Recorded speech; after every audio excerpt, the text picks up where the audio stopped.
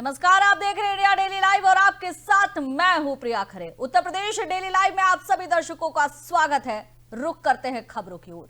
वाराणसी में जिला और सत्र न्यायालय परिसर को बम से उड़ाने की धमकी मिली है और इस धमकी के बाद परिसर में हड़कंप मच गया। ईमेल के जरिए मिली इस धमकी के बाद कचहरी परिसर को खाली करा दिया गया है।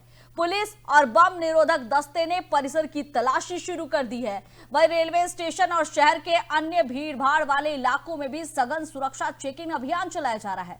अदालतों की सभी कार्रवाई अस्थायी रूप से रोक दी गई है। बड़ी खबर आ रही है, बता दें कि अदालत को बम से उड़ाने की धमकी मिली। वाराणसी कोर्ट को बम से उड़ाने की धमकी मिली है। ईमेल के जरिए बम से उड़ाने की धमकी मिली। इसके बाद बम निरोधक दस्ता वहां पहुंचा। पूरे इलाके में सघन चेकिंग अभियान चलाया जा रहा है, जांच की जा रही है और पुलिस हर पहलुओं से जांच कर रही है कि आखिर किस ईमेल के जरिए ये मेल भेजा गया है। क्या ये महज एक अफवाह है या इसके पीछे कुछ बड़ी साजिश है। तमाम पहलुओं पर जांच चल रही है। जिला जज महोदय के ईमेल पे एक ईमेल आया कि कचहरी कैंपस को 1:30 बजे दिन में बम से उड़ा दिया जाएगा। जिला जज द्वारा तत्काल जिला प्रशासन को, पुलिस कमिश्नर को, डिस्ट्रिक्ट मजिस्ट्रेट को और दोनों बार के अध्यक्ष महामंत्री को अपने यहाँ बुलाया गया। उन्होंने ईमेल हम लोगों को दिखाया भी। उसमें क्लियर लिखा हुआ था कि 1:30 बजे दिन में बम से कचहरी को उड़ा दिया जाएगा। देखिए, आज एक बड़े लेवल पे चेकिंग अभियान चलाया जा रहा है। बीडीडीएस की टीम, आरपीएफ, जीआरपी सभी टीमों के साथ में मिलकर के जो भी वाइटल इंस्टॉलेशंस हैं या जो भी ऐसे जगह हैं जहां पर फुटफॉल लोगों का ज़्यादा है, जैसे कि रेलवे स्टेशन है, कचहरी है, मंदिर हैं, प्रमुख घाट हैं, इन सभी जगहों पर एक बीडीडीएस के द्वारा एक चेकिंग अभियान चलाया जा रहा है। इसमें डॉग्स और जो मॉडर्नाइज इक्विपमेंट्स हैं उनकी से चेकिंग की जा रही है। इसमें सतर्क दृष्टि बनाई जा रही है। किसी भी तरह कोई भी घटना के लिए सभी लोग तैयार हैं। जिला जज महोदय के ईमेल पे एक ईमेल आया। लाइन पर जुड़ चुके हैं संवाददाता धर्मेंद्र, क्या कुछ जानकारी मिल रही है? वाराणसी कोर्ट को बम से उड़ाने की धमकी मिली है। वैसे ये कोई पहला मामला नहीं है। पिछले अगर 4-5 महीने की पहले की बात की जाए तो इस दौरान लगातार जो है कभी कोर्ट, कभी स्कूल बम से उड़ाने की धमकी मिलती रही और लाल किला की क्या हालत हुई है ये हम सब ने देखा है। तो क्या इसे हल्के में लेना सही रहेगा धर्मेंद्र? जी बिल्कुल प्रिया, बता दें कि वाराणसी जिला जज संजीव शुक्ला जी के अधिकारी के मेल पे गुरुवार को लगभग रात में एक मेल मिला। उस मेल में सनिया दानन नाम से प्रेषक की ओर से यह मेल आया। उन्होंने यह कहा गया शुक्रवार को दोपहर 12 बजे जिला न्यायालय और सत्र न्यायालय दोनों को सिलसिलेवार तरीके से 18 बार में धमाकेबाज धमकी करके और बड़ी घटना को अंजाम दिया जाएगा। इसको लेकर के शुक्रवार को दोपहर 12 इस मामले को गंभीरता लेते हुए तमाम अध्यक्षों द्वारा इस मामले को गंभीरता से लिया और सुबह से जो सघन अभियान चलाई गई है और सघन अभी अवतर जो है इस मामले में किसी तरह का कुछ कहीं मिला नहीं है। लेकिन प्रशासन पूरी तरह मुस्तैद है। पूरे कोर्ट परिसर को खाली कराया गया है। कोर्ट को भी कुछ तरह के लिए फिट कर दिया गया है। आज सारे बड़ी तरह है, कार्यों को बंद कर दिया गया है और पूरे कोर्ट परिसर को जो है सघन चेकिंग अभियान चलाया जा रहा है। अब पुलिस पूरी तरह मुस्तैद है। इसके अलावा वाराणसी में तमाम रेलवे स्टेशन, बस स्टैंड, तमाम ऐसे जो है भीड़ भाड़ वाले क्षेत्र है उनमें भी जो है चेकिंग अभियान सुबह से ही चलाई जा रही है। तो धर्मेंद्र, क्या कुछ ऐसी संदिग्ध चीजें बरामद हुई है? क्या पुलिस को कुछ जानकारी मिल पाई है? क्योंकि पुलिस के पास अगर मैं 5 से 6 महीने की बात करूं तो इस दौरान लगातार जो है ऐसी खबरें सामने आई, लेकिन पुलिस को फिलहाल कुछ भी सबूत हाथ नहीं लगा कि आखिर ये ईमेल जो है वो कहां से भेजे जा रहे हैं, सोर्स क्या है, ये जानकारी कुछ भी हाथ नहीं लगी है। जी प्रिया, बता दें इससे पूर्व भी लगातार ऐसे धमकी भरे जो है खत लिखते रहे हैं। इससे पूर्व भी वाराणसी के काशी विश्वनाथ एक्सप्रेस को उड़ाए जाने की एक सूचना जो है रेलवे प्रशासन को मिली थी, जो कि पूरी अफवाह साबित हुई। इसी तरह की इससे पूर्व भी घटनाएं घटी है और इस तरह की घटनाएं 2007 में इससे पूर्व भी वाराणसी में जो है चुकी है। वाराणसी पुलिस कचहरी को, न्यायालय को धमाकेदार विस्फोट से उड़ाया जा चुका है। 2007 में अलग अलग जगहों पर संगम मोचन, मानस मंदिर, वाराणसी रेलवे स्टेशन के साथ ही कचहरी परिसर में भी ब्लास्ट की घटनाएं घटी। तो पुरानी यादों को भी, ऐसी घटनाएं होने से पुरानी यादों को भी जो है जहन में ला देती है, ताजा कर देती है। और इसको लेकर के पुलिस प्रशासन ने गंभीरता से लिया है और प्रशासन ने गंभीरता से लेते हुए इस मामले को जांच में की हुई है। अब तक इस तरह का कुछ अभी तक अपरिय कोई घटना नहीं घटी है, ना ही कुछ अभी तक दिखाई नहीं पड़े हैं। अधिकारी तौर पर अभी कोई ऐसा बयान अभी तक नहीं आ पाया है। हालांकि पुलिस पूरी तरह मुस्तैद है और पूरे वाराणसी में जो भी भीड़ भाड़ वाले क्षेत्र है उन पर सघन चेकिंग अभियान चलाई जा रही है और हर लोगों को नजर रखा जा रहा है। हाँ, धर्मेंद्र, वाराणसी कोर्ट है, आसपास रेलवे परिसर है, जहां पर लोगों का आना जाना लगा रहता है। रोजाना जो है हजारों से लाखों लोग वहां पहुंच रहे हैं। इस दौरान इस तरह की खबर जो है वो लोगों को चौंकाने वाली तो है ही, साथ ही कहीं ना कहीं लोगों में एक दहशत का माहौल भी पैदा कर रही है। जी बिल्कुल बता दें प्रिया कि काफी भीड़ भाड़ वाला क्षेत्र माना जाता है कचहरी परिसर। हजारों की संख्या में लोगों का आवागमन होता है और उसमें सुरक्षा के लिए भी प्रशासन लगाई गई है। मुस्तैद मेटल डिटेक्टर लगाए गए हैं द्वारों पे तमाम, और सुरक्षा उपकरणों के साथ पुलिस मुस्तैद रहती है। और उसके साथ ही इस तरह के मेल आते हैं या धमकी भरे लेटर मिलते हैं तो जाहिर सी बात है कि प्रशासन के द्वारा मुस्तैद होने के बावजूद जो है आम लोगों में एक डर पैदा होगा। अब पुलिस प्रशासन इसमें उसी को देखते हुए और गंभीरता से मामले को दी है और सुबह से ही जो है परिसर खाली करा दिया गया है और पूरी तरह से मुस्तैद और पुलिस अपने काम में जुटी हुई।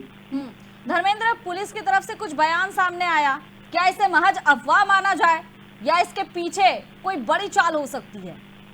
जी बिल्कुल, अभी तक जिला प्रशासन के द्वारा कोई अभी बयान नहीं आ पाया है। हालांकि सुबह से ही चेकिंग अभियान चलाई जा रही है वाराणसी में, हर जगहों पे अलग अलग जगहों पे चेकिंग हो रही है क्योंकि 2007 में इसी तरह एक घटना घटी और कंकड़ मोर्चे में ब्लास्ट हुए। उसके बाद सिलसिलेवार बनास में कई जगहों पे अलग अलग जगहों पे ब्लास्ट किए गए। तो पुलिस उस मामले को भी गंभीरता से ले रही है कि एक जगह का मेला आया है, हो सकता है कहीं कुछ और ऐसी घटना न घट जाए।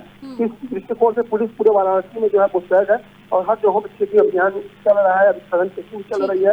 हालांकि अब तक कोई अधिकारी अब तक जो है पुष्टि नहीं हो पाई है, न ही कोई अभी तक बयान आया है। चलिए धर्मेंद्र, बहुत बहुत धन्यवाद आपका। तो बड़ी खबर वाराणसी से, वाराणसी कोर्ट को बम से उड़ाने की धमकी दी गई। जैसे ही ईमेल मिला पुलिस मुस्तैद हो गई, बम स्क्वाड टीम को भी बुलाया गया। पूरे इलाके में सघन जांच अभियान चल रहा है, रेलवे परिसर में भी जांच किया जा रहा है, लेकिन फिलहाल ये अब तक पुलिस के हाथ जो है वो खाली रहे। कोई सबूत हाथ नहीं लगा कि ये महज एक अफवाह माना जाए या फिर इसके पीछे कोई बड़ी साजिश है। हालांकि पहले के अगर घटनाक्रम पर नजर डालें तो लोगों में दहशत का माहौल है, ऐसी कुछ अप्रिय घटना ना घटे इसके लिए पुलिस पूरी तरह से मुस्तैद नजर आ रही है। लेकिन देखने वाली बात होगी कि ये बार बार इस तरह की धमकी देना, ये आखिर इसके पीछे की वजह क्या है और कहां से ये सोर्स है, ये सबसे बड़ा सवाल खड़ा हो रहा है। खैर, अब देखने वाली बात होगी कि पुलिस इस पर क्या कुछ एक्शन लेती है।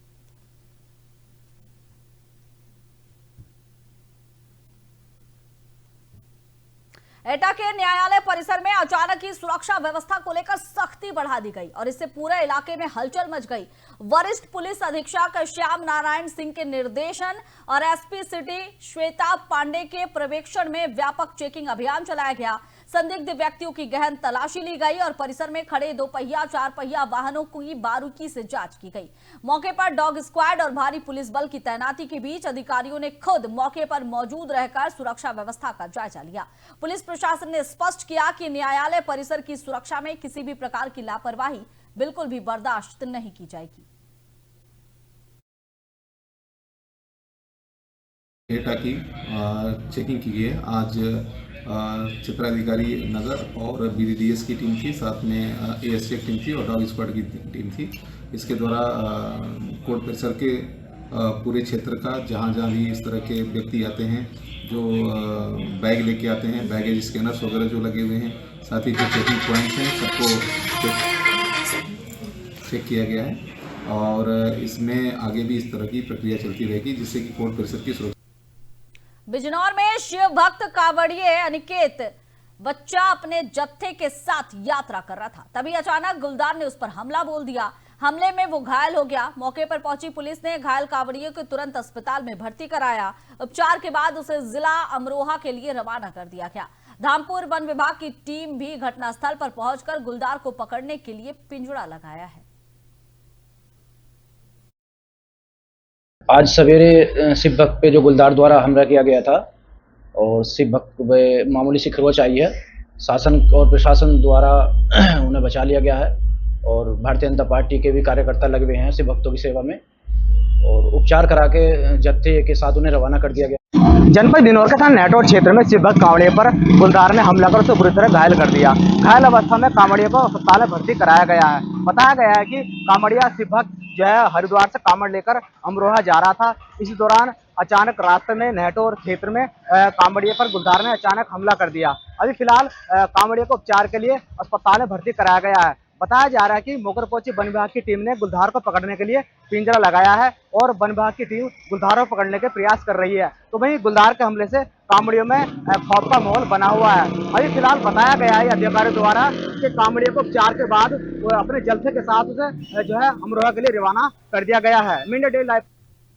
मैनपुरी में सक्रिय साइकिल चोर गैंग लगातार घटनाओं को अंजाम दे रहा है और पुलिस इसके लिए कई महत्वपूर्ण कार्रवाई भी कर रही है। पुलिस के लिए फिर भी ये चुनौती बने हुए हैं। हाल में ही बरनहाल थाना क्षेत्र के नगर पंचायत मोहल्ला वाल्मीकि नगर में एक गली में खड़ी साइकिल को गैंग सदस्यों ने चोरी कर लिया। ये पूरी घटना सीसीटीवी कैमरे में कैद हो गई। स्थानीय लोगों ने पुलिस से सक्रिय गैंग के खिलाफ कठोर कार्रवाई की मांग उठाई है और मामले की त्वरित जांच की अपील की है। पुलिस फिलहाल आरोपियों की तलाश में जुटी हुई है। तो बड़ी खबर बता दें कि साइकिल चोर गैंग जो है वो सक्रिय नजर आ रहा है। ये मैनपुरी की आपको तस्वीर दिखा रहे हैं जहां पर साइकिल चोर गैंग जो है वो सक्रिय है। स्थानीयों ने पुलिस से कार्रवाई की मांग उठाई है। ये तस्वीर में आप देख सकते हैं सीसीटीवी जो फुटेज है उसमें साफ दिखाई दे रहा है कि किस तरह से साइकिल चोर गैंग जो है वो साइकिल लेकर फरार हो रहे हैं। इस घटना की सीसीटीवी फुटेज सामने आने के बाद स्थानीय लोगों ने पुलिस से कार्रवाई की मांग उठाई है। पुलिस ने आश्वासन दिया है कि जल्द ही इस पर लगाम लगाया जाएगा।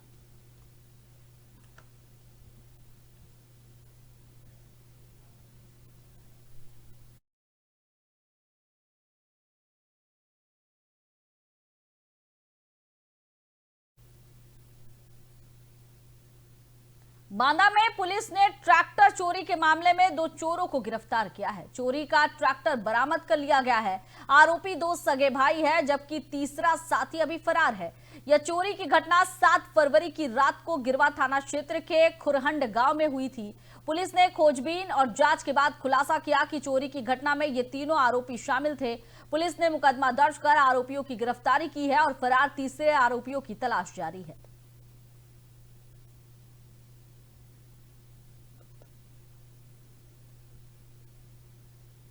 चित्रकूट में हेलीपैड निर्माण के दौरान एक दर्दनाक हादसा हुआ है। दंगल की तैयारी के दौरान ट्रैक्टर से जमीन समतल करते समय 13 साल के नाबालिग अभिनंदन ट्रैक्टर के पहिए में फंस गया और मौके पर ही उसकी मौत हो गई। घटना के बाद गांव में आक्रोश फैल गया। ग्रामीणों ने रुपैली से मेन रोड तक 1 घंटे तक जाम लगाया। मृतक की मां ने चालक को जिम्मेदार ठहराया और आरोप लगाया कि हादसे के बाद शव को छिपाने का प्रयास किया गया। पुलिस ने मौके पर पहुंचकर स्थिति को नियंत्रित किया और जाम समाप्त करवाया। मामले की जांच चल रही है। पुलिस ने आश्वासन दिया कि दोषियों के खिलाफ विधिक कार्रवाई की जाएगी। ग्रामीण निष्पक्ष जांच और पीड़ित परिवार की आर्थिक सहायता देने की मांग उठा रहे हैं।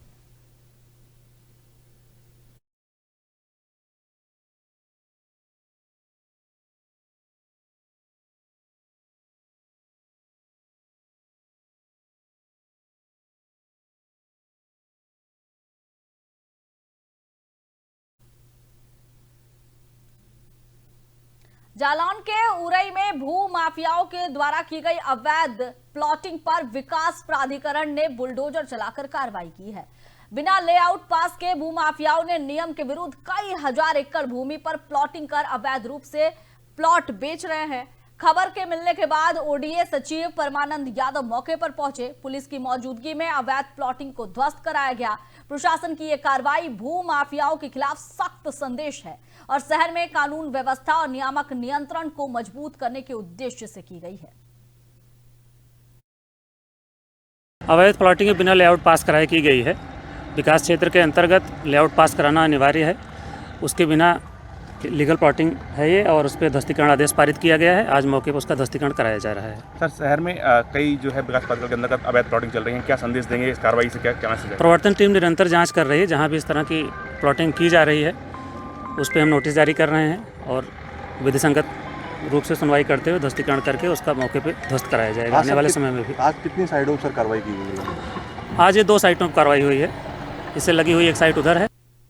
और मैनपुरी में आगरा लखनऊ एक्सप्रेस वे के पुल के नीचे एक गंभीर हादसा हुआ। बदायूं से मरीज लेकर सफाई पीजीआई हॉस्पिटल लौट रही थी एम्बुलेंस और इसे पीछे से अज्ञात वाहन ने जोरदार टक्कर मार दी। टक्कर के बाद एम्बुलेंस अनियंत्रित हो गई, डिवाइडर से टकराई और पलट गई। चालक और परिचालक बाल बाल बच गए। पुलिस और स्थानीय प्रशासन मौके पर पहुंची। एम्बुलेंस और सड़क पर स्थिति को नियंत्रित किया गया। हादसे में किसी के घायल होने की जानकारी नहीं मिली है, लेकिन चालक और परिचालक को प्राथमिक स्वास्थ्य जांच के लिए अस्पताल भेजा गया है। पेशेंट लेके आए थे बदायूं से मेडिकल सफाई कॉलेज में, यहाँ पे पेशेंट भर्ती करा के और वापस जा रहे थे बदायूं। तभी रास्ते में यहाँ पे गाड़ी वाले ने पीछे से गाड़ी में टक्कर मार दी, जिसकी वजह से गाड़ी कंट्रोल। हापुड़ में महाशिवरात्रि के अवसर पर प्रशासन ने सुरक्षा और सुविधा की कमियों को दूर करने के लिए विशेष तैयारी शुरू कर दी है। डीएम अभिषेक पांडे ने सबली महादेव मंदिर और छापकोली मंदिर का निरीक्षण किया। श्रद्धालुओं की सुरक्षा पर विशेष ध्यान दिया। उन्होंने भीड़ नियंत्रण, बैरिकेडिंग और सीसीटीवी निगरानी की समीक्षा की। इसके अलावा पेयजल, सफाई, स्वास्थ्य टीम को तैनात किया गया। पार्किंग और रूट डायवर्जन योजना भी तैयार की गई ताकि श्रद्धालुओं को कोई असुविधा न हो। डीएम ने स्पष्ट किया कि महाशिवरात्रि के दौरान सुरक्षा और सुविधा में किसी भी तरह की कमी नहीं होगी। देखिए, जैसे कि आप अवगत हैं, हापुड़ में गढ़मुक्तेश्वर में आसपास के जनपदों से लगभग पश्चिमी उत्तर प्रदेश के पूरे क्षेत्र से, दिल्ली एनसीआर से महाशिवरात्रि के अवसर पर लोग गंगा जल लेने के लिए सर्वप्रथम आते हैं। यहाँ से गंगा जल लेकर अपने अपने निवास स्थलों के जो शिवालय हैं वहाँ पे शिवरात्रि के दिन गंगा जल चढ़ाते हैं। तो हमारे यहाँ पर बहुत बड़ी संख्या में ब्रजघाट पे 14 तारीख से लोगों का आगमन शुरू हो जाएगा। कुछ कांवड़ी अभी भी आ रहे हैं। कांवड़ियों के आगमन को सुगम बनाने के लिए जितनी भी सड़कें थी जिसमें पैचवर्क की आवश्यकता थी वो काम कर लिया गया है। जहाँ पे भी प्रकाश व्यवस्था की कमी थी वहाँ पे भी प्रकाश की व्यवस्था कराकर विशेष तौर पे ब्रजघाट पर बैरिकेडिंग, जेटी की व्यवस्था कराई गई है और हमारे गोताखोर तैनात किए गए हैं, नावों की तैनाती की गई है, क्योंकि अक्सर लोग गंगा जल लेते वक्त स्नान भी करते हैं। तो एक तो तैयारी हमारी ब्रजघाट पर है जहाँ पे बड़ी संख्या में जनपद के लोग और जनपद से बाहर के लोग गंगा। ग्रेटर नोएडा के थाना बिसरख पुलिस ने रेलवे में नौकरी दिलाने के नाम पर ठगी करने वाले गिरोह करने वालों का भांडाफोड़ किया है। पुलिस ने अश्वनी, सारस्वत, पवन चौधरी और अकिल उर्फ अयान को गिरफ्तार किया है, जिन्होंने बेरोजगार युवाओं को फर्जी ज्वाइनिंग लेटर थमाया, सरकारी दस्तावेज दिखाकर करीबन 8 लाख रुपए ठग लिए। तलाशी के दौरान भारी मात्रा में नकली रेलवे दस्तावेज, चरित्र प्रमाण पत्र, रबर मोहरे, कंप्यूटर और प्रिंटेड बरामद हुए हैं। इसके अलावा बिना नंबर की एक स्कूटी भी जब्त की गई है। गिरोह युवाओं को सरकारी नौकरी का लालच देकर उन्हें नकली नियुक्ति पत्र देता था। पुलिस ने मामले की जांच तेज कर दी। सभी आरोपियों के खिलाफ कानूनी कार्रवाई शुरू कर दी गई है।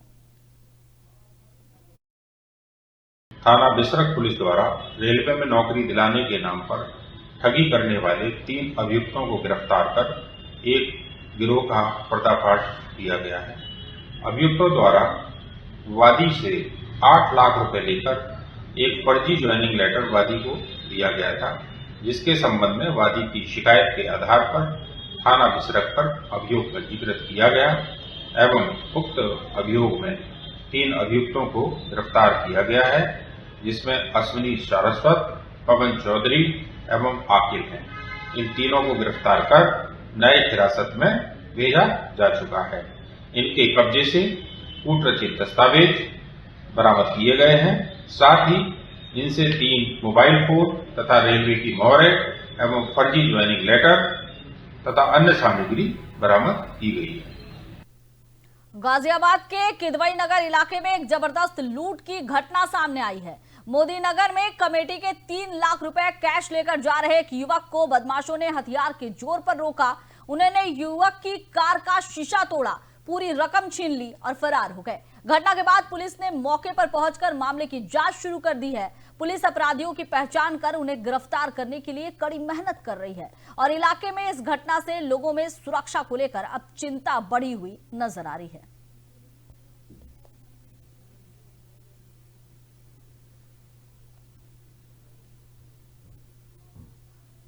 और ये खबर मथुरा से है। कान्हा की नगरी है मथुरा। यहाँ नगर निगम की लचर व्यवस्था जो है वो उजागर हुई है। श्रद्धालु और स्थानीय लोग दोनों परेशान हैं। विश्व प्रसिद्ध द्वारकाधीश मंदिर के पास लंबे समय तक कचरा पड़ा हुआ है और इससे मंदिर दर्शन करने आए भक्त दुर्गंध और गंदगी का सामना करते हुए नजर आ रहे हैं। तस्वीर में आप साफ देख सकते हैं कि निगम कर्मचारी काफी देर बाद ही कचरा उठाकर ले जाते हैं। इस वजह से देश विदेश से आए श्रद्धालुओं की आस्था प्रभावित होती है और स्थानीय लोग भी इसका जो खामियाजा है वो भुगतने को मजबूर होते हैं। जबकि प्रदेशों के मुख्यमंत्री योगी आदित्यनाथ और देश के प्रधानमंत्री नरेंद्र मोदी सफाई पर लगातार जोर देते रहते हैं। इसके बावजूद भी स्थिति क्या है ये तस्वीर बयां कर रही है। मथुरा नगर निगम के अधिकारी इस मामले में सुस्त नजर आते हैं। ये स्थिति स्थानीय प्रशासन की जिम्मेदारी और शहर की स्वच्छता को लेकर अब बड़े सवाल खड़े कर रही है।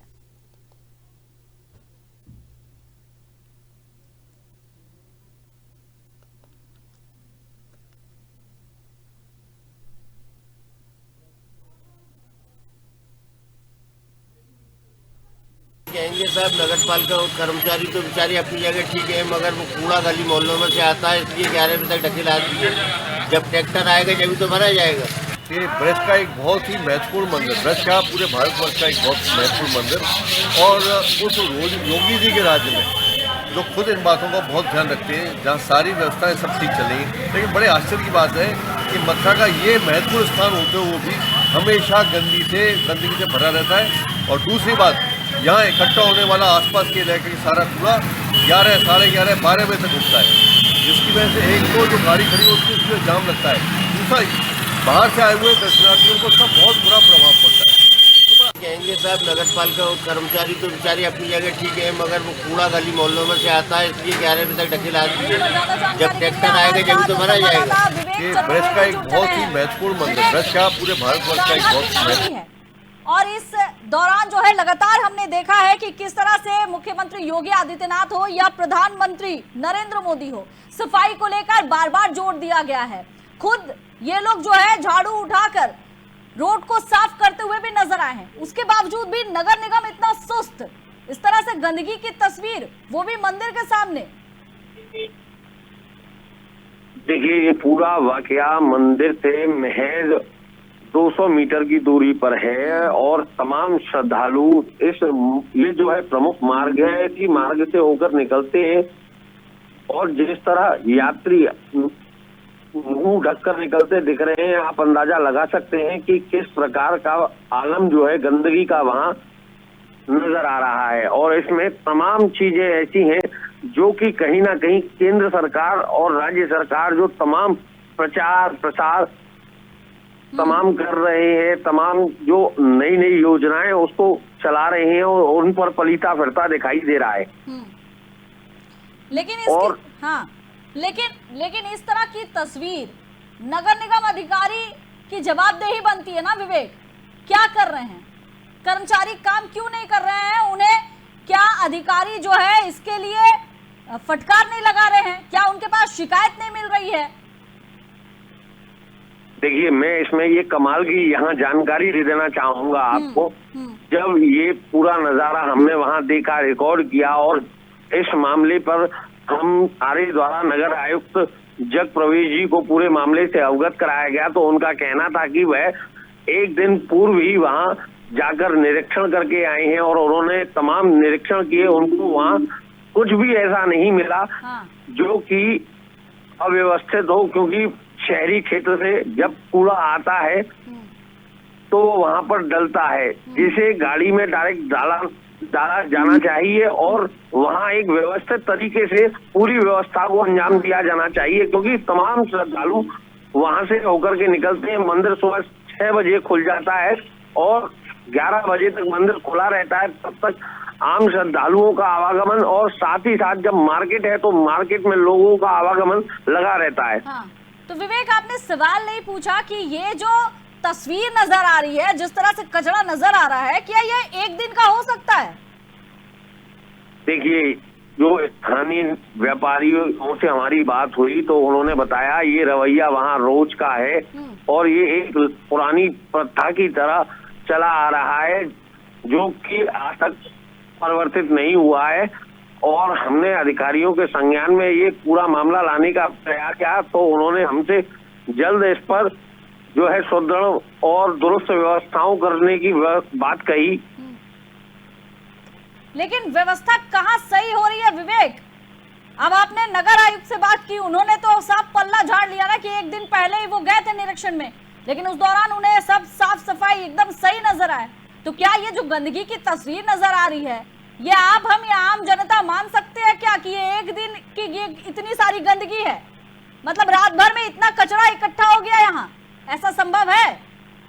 देखिए, शहरी क्षेत्र है और आसपास का जो कचरा है वह वहीं से उठता है, तो कहीं ना कहीं नगर निगम अधिकारियों के लिए चुनौतीपूर्ण है, क्योंकि रोड जो है वह काफी सक्रिय है, बड़े वाहन वहां नहीं जा सकते, तो तमाम चुनौतियां नगर निगम के सामने भी है और वह जल्द ही इस पर जो है विचार विमर्श कर नई योजना पर विचार विमर्श की बात कह रहे हैं। ठीक है, चलिए विवेक, बहुत बहुत धन्यवाद आपका। तो बड़ी खबर देखिए मथुरा से आ रही है। मथुरा मंदिर से महज 200 मीटर की दूरी पर इस तरह से गंदगी का अंबार लगा हुआ है। नगर आयुक्त से जब हमारे संवाददाता ने सवाल पूछा तो उन्होंने कहा कि एक दिन पहले ही निरीक्षण किया गया, लेकिन उस समय जो है बिल्कुल साफ सुथरी तस्वीर थी, लेकिन फिर अचानक एक रात में इतनी गंदगी कहां से आ गई। हालांकि आसपास के लोगों ने कहा है कि यह हर रोज का मामला है। अब सवाल यह उठता है कि जब बीजेपी नारा देती है साफ सफाई का, तो उस दौरान इस तरह की गंदगी क्या सही है, और इस पर अब सख्त होना आवश्यक है। फिलहाल इस बुलेटिन में बस इतना ही। आप देखते रहिए इंडिया डेली लाइव। नमस्कार।